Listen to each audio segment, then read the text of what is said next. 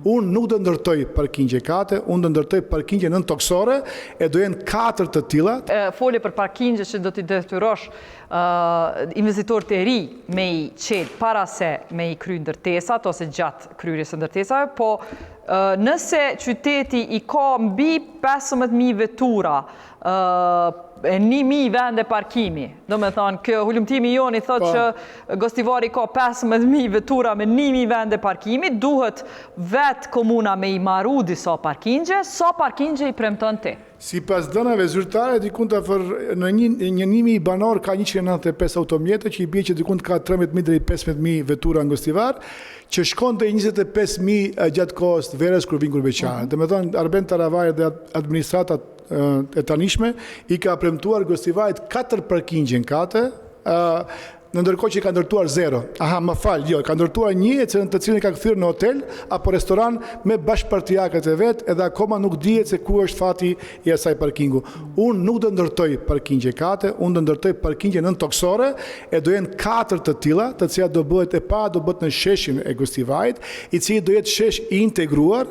Pse integruar? Sepse duhet që mbi tokë të lëvizin të ketë gjallëri, të ketë jetë për nipërit, për mbesat, për gjyshit, për fëmijët, për qytetarët, që të mund të pi një kafe, të konsumojnë një drek, në ndërkohë që ndër tokë duhet të jenë veturat. Ne do ndërtojmë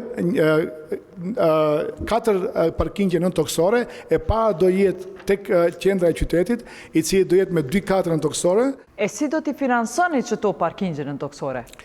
Jeta, buxheti i Gostivarit është 27 milion, a komuna ka borx 30 milion. Neve na mungon 3 milion, sepse ato i kanë ngrënë një buxhet të tërë para kohë për një vit.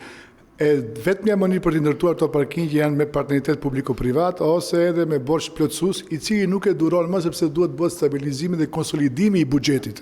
Prandaj duhet ekonomist në qendër të qytetit edhe në krye të komunës.